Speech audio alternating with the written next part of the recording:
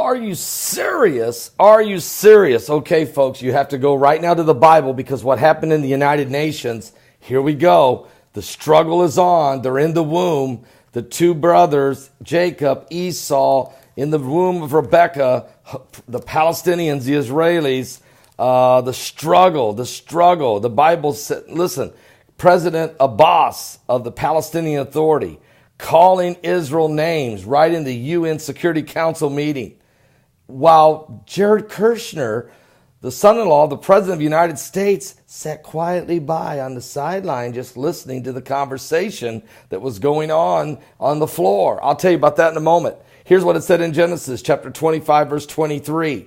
Verse 22 says, "And the children struggled together within her, in her womb, twins. And she said, if it be so, why am I thus? If I'm supposed to have the promised child, if I'm pregnant and I'm going to give birth to the promised child, then why am I having such a problem with this pregnancy? Why is there such a struggle in my womb?" And she went to inquire unto the Lord. And here's what the Lord said to Rebekah.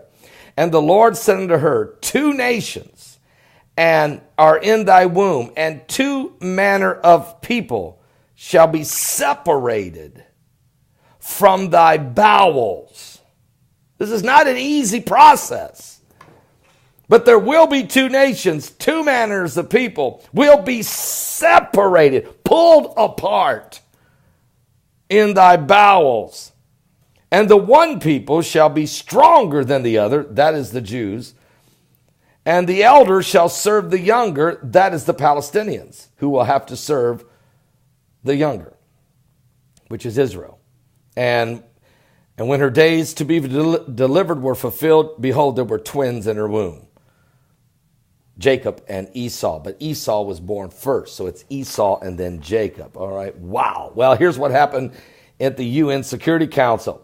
Abbas spars with Israel at the UN as Jared Kushner listens on.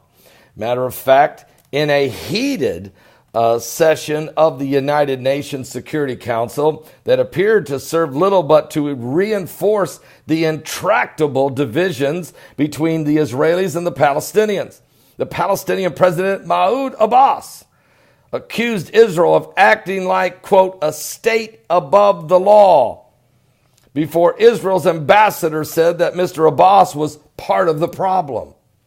Amid the name-calling, no one seemed to acknowledge the surprise presence of Jared Kushner, President Donald Trump's son-in-law and advisor, who sat quietly with the American delegation in the Security Council chamber.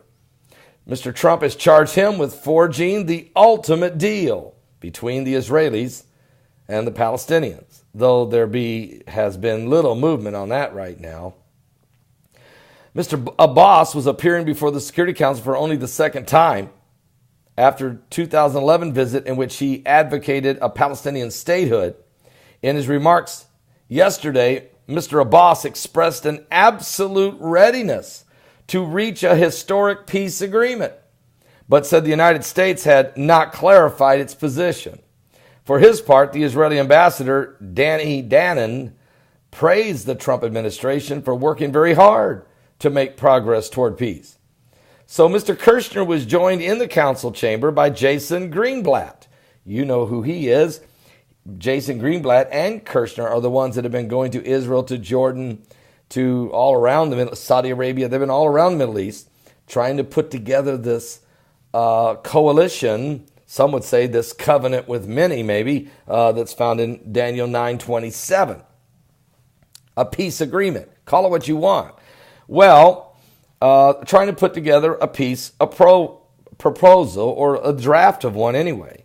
But no details about this proposal were publicly revealed at the United Nations yesterday, though Mr. Kushner and Mr. Greenblatt held an hour-long closed-door meeting with the Security Council after the session was over. So there was some name-calling, and there was some heated certainly. Now, Mr. Kushner and Mr. Greenblatt left the public statements on Tuesday to Nikki Haley, the American ambassador to the United Nations, who once again defended the administration's decision last year to move the U.S. Embassy from Tel Aviv to Jerusalem.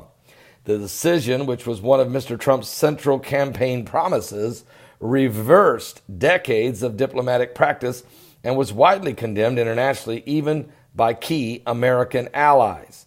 And from the Palestinians, it has undermined the impartiality of the United States as a negotiating partner, a role that has been central to the foreign policy of successive American administrations.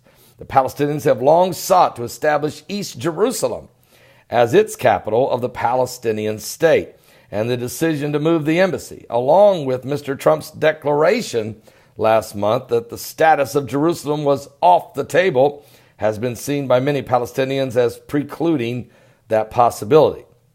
Though Mr. Abbas called the decision dangerous and unprecedented on Tuesday, he notably did not call for the United States to be excluded from the negotiations. Instead, he said, we have yet to see their proposed position.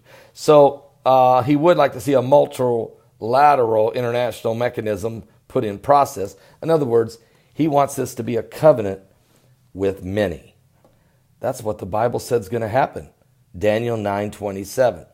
And ultimately, included in that deal, I think, besides a two-state solution, which would create the two nations and two manner of people, I think you'll also see the Jews have the right to build the temple.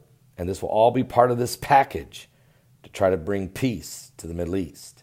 But we know it's prophetically fulfilling Bible prophecy. These are prophetic times we're living in the last days. Give your life to Jesus Christ.